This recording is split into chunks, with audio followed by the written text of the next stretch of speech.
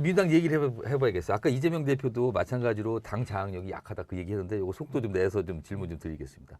조홍천 전이 탈당을 하면서 민주당 나오면서 일진 학교에서 대안학교 전학간 느낌이라 그랬어요. 일진이라는 표현을 썼어요. 일진. 지금 민주당 상황을. 그만큼 조홍천 전 의원 나오면서 문제점을 본 거거든요. 지금 민주당이 갖고 있는 문제점 좀 조목조목 짚으신다면 몇 가지만 좀 꼽아주시면 아주 구체적인 걸로. 아니, 그러니까 이제 민주당의 문제는 일단 그 원칙과 상식이 세 가지를 얘기했지 않습니까? 이거는 패권 정당이고, 방탄 정당이고, 팬덤 정당이다. 뭐 그러니까 그 제가 부연하지 예. 않겠습니다. 거기에 이제 그 도덕적 기준이 탄핵을 주도했던 정당으로서는 차마 탄핵을 안 했다면 모르는데 두 전직 대통령 구속해야 된다. 뭐 수많은 얘기를 한 거에 비하면 기소해서 재판받는 분들까지도 다 지금 출마하겠다고 하고 우선 당대표께서 그러니까 그런 게 있고 좀 거시적으로 보면 민주당이란 당은 군호선이라는 게 있어요. 그러니까 민주당은 전통적으로 한국에서 민자는 다 비주류를 상징하는 거거든요. 민주당, 뭐 민변, 민예총, 뭐 민노총 다. 그런데 이제 지금은 거의 그래서 1990년에 3당 합당하고 나서 그 민자당 대 반민자당, 한나라당 대 반한나라당, 새누리당 대 반새누리당, 보수정당만이 독자적으로 집권 가능하고 민주당은 DJP 연합을 하거나 노무현 정몽희 후보 단일화를 하거나 문재인 안철수 후보 단일화를 하거나 통합진보당이나 정의당하고 선거연대를 하거나 이래야 되지 않습니까? 근데 2017년 탄핵 이후에 바뀌었어요. 지금은 민주당 대 반민주당이에요. 오세훈 안철수 서울시장 단일화, 윤석열 안철수 대선 단일화, 국민의힘 국민의당 합당, 이건 과거 민주당이 하던 거 아닙니까? 그만큼 민주당이 주류고 민주당은 이제 정의당하고도 선거연대 안 하려고 그렇게 된 상황이고 이렇게 된 건 세 가지 이유입니다. 뭐 제가 앞에 대통령 직선제가 도입됐다. 이건 제가 좀 빼놓고 얘기를 하겠습니다. 두 가지를 들자면 세계화 국면이 왔잖아요. 그러니까 우리나라 노태우 정부부터 윤석열 대통령까지는 보수 정부는 야 이거 기회다. 그러니까 사회주의 그 중국이나 러시아하고 수교하고 동유럽하고 수교하고 또 FTA 같은 거 적극적으로 활용해서 우리가 더 큰 대한민국이 되자. 그 더 큰 대한민국 됐잖아요. 근데 그때 민주당은 더 큰 대한민국이 되는 사이에 양극화가 심해졌죠. 그러니까 그걸 파고 들어가고 더 따뜻한 대한민국, 더불어 좀 같이 살자, 사람이 먼저다, 무상복지, 분배 이래갖고 그 지지를 얻었죠. 또 하나는 탈냉전. 그래서 이제 우리 보수가 북한이 붕괴할 거다. 그리고 북한하고 정상회담도 안 한 사이 김대중, 노무현, 문재인 세 대통령이 정상회담 했잖아요. 그러면서 뭐라 그러냐면 우리가 평화협정으로 바꾸면 안보 비용도 줄어들지만 러시아로부터 에너지도 좀 싸게 들어오고 중국, 북한, 러시아로부터 사업계가 많아지니까 평화가 경제다 이랬단 말이에요. 근데 보수 진영에서는 우리가 히틀러나 체인버린의 그 미네인 협정도 받고 독소 불가침적도 받는데 전쟁 안 났냐. 그러니까 협정 쪼가리가 중요한 게 아니고 평화가 경제가 아니고 경제가 평화고 기술이 평화고 아무도 흔들 수 없는 중국도 미국도 흔들 수 없는 기술을 갖고 있어야지 평화가 지켜지는 거지 전쟁이 안 나는 거지. 대한민국이 뭐 반도체든 배터리든 세계 공급망에서 가장 중요한 국가인데 어떻게 북한이 한국을 공격하도록 하겠습니까? 그것도 뭐 저 북한 파주 앞에다가 김포에다가 그런 거 지어놔 보십시오.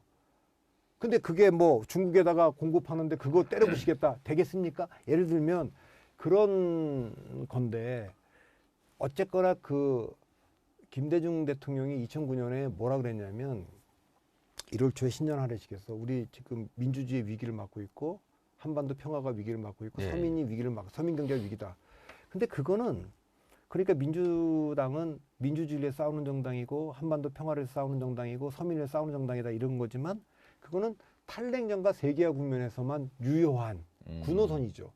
미중 패권 전쟁이 시작됐고 러시아가 우크라이나를 쳐들어갔고 중국이 대만을 위협하고 북한이 우리를 위협하는 상황에서는 그 세계 노선은 안 맞는다 이거예요. 민주주의는 민주당 정부에서 훼손됐고 한반도 평화는 북한이 핵으로 우리를 지금 선제적으로 공격하겠다고 얘기하고 있고 서민 얘기하고 있지만 삼성전자조차 지금 반도체 패권을 유지할 수 있을지 없을지 모르고 이게 뭐 미국으로 갈지 일본으로 갈지 대만으로 갈지 유럽으로 갈지도 알 수 없는 판인데 그래서 저 민주당도 그걸 좀 새롭게 구성을 해야 되는 상황이어서 민주당이 고민이 필요한데 5년 만에 정권을 잃었잖아요. 백서도 안 만들었어요.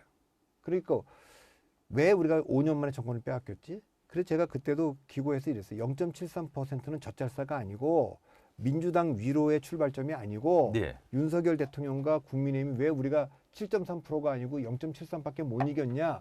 반성의 출발점이어야 된다. 민주당은 왜 민주화 이후에 두 텀 10년씩은 하게 했는데 우리가 5년 만에 뺏겼냐? 축구로 말하면 감독이 전반 45분 만에 바꾼 거예요.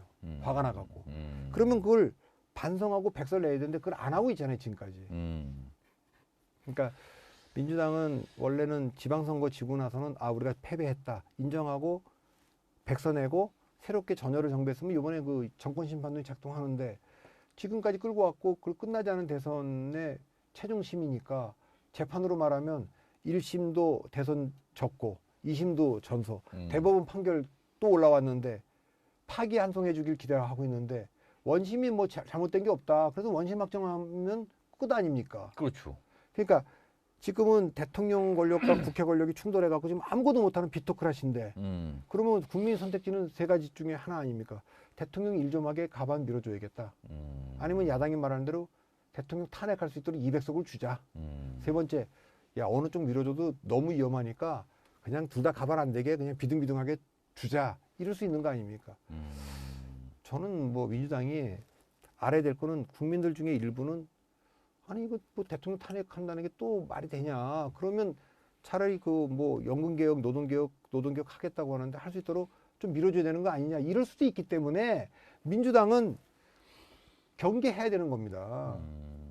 근데 지금으로서 민주당이 최종심 가는 총선이 최종심이 되는데 아까 비유로 따지면 그 사이에 변화가 있을까? 이게 관건인데 지금으로선 안 보이는 겁니까? 도덕적 기준을 얘기하려고 해도 사람들이 당대표 얘기를 할 거고. 바로 당대표 얘기죠. 그럼 아니 모든 기준이 당대표일 텐데. 그러면 당대표가 사실은 가장 뭔가 변화를 좀 하기 어려운 상황이다. 그 당대표의 어떤 지금 상황 때문에. 그리고 이제 뭐 곳곳에서 도전하는 사람들이 다 친명연하고 하고 있는데 누군 된다 누군 안 된다 얘기하기도 어렵고 그 딜레마일 겁니다. 이재명 대표도 뭐 또 민주당에 있는 친명들도 이런 거를 원한 그림은 아닐 텐데 쭉 오다 보니까 어디가 첫 단추가 잘못됐게 대통령 선거를 졌는데 그 후보가 개항의 보궐선거 그것도 성남에도 분당에도 있는데 성남시장과 경기도에서 한 분이 개항으로 갔고 거길 또 만들어주려고 또 인천시장 지낸 당대표는 서울로 가고 이것은 그때 지방선거에서 50.9%밖에 투표율이 안 나와서 국민의힘에게 승리를 크게 안겨준 거는 민주당 지지자들도 이거는 아니지 않느냐 이렇게 된 거 아니겠습니까? 근데 그런 지적이 사실은 민주당에서 일각에서만 있지만 크게 안 나오거든요. 크게는. 그때 보면 송영길 대표가 서울시장 후보로 나왔잖아요. 25개 구청장 후보, 민주당 후보들보다 득표가 25개 전 지역에서 낮았어요. 옆 동네인 경기도지사는 김동연 후보는 이겼는데 31개 민주당 시군 후보보다 다 높았어요. 그러니까 도지사 후보는 외연 확정이 된 거고 송영길 후보는 민주당 내에서도 이건 아니잖아. 근데 그때 잘못됐고 그게 전당대회까지 이어졌고 그 뒤에 쭉 이어진 거니까 이거에 대해서 유권자들이 또 평가하지 않겠습니까? 그렇기 때문에 이 점에 대해서 민주당은 경계를 해야 되는 겁니다. 그 지금 그걸 어떻게 바꿀 수가 있나요? 지금 총선 앞두고 바꿀 방법이 있습니까? 그래서 이제 대표가 좀 물러나시고 통합 비대를 해달라 이렇게 얘기를 했는데 이 문재인 대통령처럼 당을 장악하고 있으면 뭐 김종인 정권 비대위를 만들 수 있지만 그럴 여유가 없기 때문에 안 되는 거 받을 수가 없는 겁니다. 역시 물러나면 끝난다고 생각하니까 못 물러나요. 장악력 자체가 없는데 물러나면 그렇죠. 끝나버린다. 그 두려움이 있다. 요 질문 마지막으로 좀 하나 들어볼게요. 이재명 대표 부산에서 이제 일정 소화 중에 이제 피습 사건이 있었잖아요. 이게 이제 그 피습 사건 자체도 있고요. 그 이후에 여러 가지 진짜 모습들이 나왔는데 이거 부산 쪽 민심, 특히 PK 쪽 민심의 어떤 파장 이거 어떻게 좀 봐야 됩니까? 이게 뭐 지금? 부산에만 미치겠습니까? 그러니까 그 자체는 불행한 일이고 있을 수 없는 일이고 뭐 저는 뭐 서울로 올 수도 있고 헬기 타고 올 수도 있다고 봅니다. 그러나 정치는 이슈보다는 이슈를 다루는 태도가 중요한 거거든요. 적어도 이게 왜 불가피하게 그러냐 설명이 됐어야 되는데 그 설명이 잘 안 됐고 그 뒤에 나와서 하는 설명이 별로 안 좋았고 의원들도 다 나와서 하는 얘기가 뭐 아주 그냥 상대방 그 부산 민심을 후벼 파는 얘기들만 하고 있고 그런데다가 이게 그러니까 메시지 관리가 잘 안 되는 상황에서 막 그냥 중구난방으로 지금 얘기들이 막 나오고 있어서 사실은 이건 대표가 잘 어쨌든 서울로 오더라도 또 메시지를 잘 냈으면 얼마든지 그건 이해할 수 있는 거지 않습니까? 이거 칼로 목을 그렇죠. 이거는 건데. 엄청난 일이었어요. 그런데 이제 사실. 그런데 그 뒤에 뭐 배우 얘기라든가 이것도 특검해야 된다는 얘기 막 이런 데로 자꾸만 가면서 예. 사실 이거는 약간 감성적으로 좀 표를 얻어야 되는데 그냥 그 관성적으로 공격적으로 하다 보니까 뭐 별로 이렇게 그 도움이 안 됐죠. 이게 역시 장악력 문제입니까? 이것도 그러면은? 아니, 그건 장악력 문제하고는 다르고 그건 약간 그 민주당이 갖고 있는 어떤 이 공격적인 어떤 문화인 것 같아요. 이건 약간 검사들 뭐 윤석열 대통령 한동훈 그 비대위원장도 검사위원하고 지나치게 공격적인 거고 정치를 안 하고 제1야당 대표로 봐줘야 되는데 범죄 피해자다, 중대 범죄자다 이런 식으로 그거는 그거는 맞는 말이고 또 그건 재판 가다 다툴 문제고 그러나 제1야당 대표고 전당대회를 통해서 뽑혔고 대한민국 국민 야당자들이 그렇게 많으면 그건 존중을 또 해야 되는 건데 그거는 아까 말했지만 이재명 대표나 민주당이 부산 의료진들을 존중하지 않은 것처럼 똑같이 이분들도 이게 존중 안 하는 거 아닙니까? 그러니까 그 상대방을 존중하는 게 상대방을 해서 존중하는 게 아니잖아요. 국민의 마음을 어깨에서 존중하는 거지. 그 점에서 조금 실패한 것 같습니다.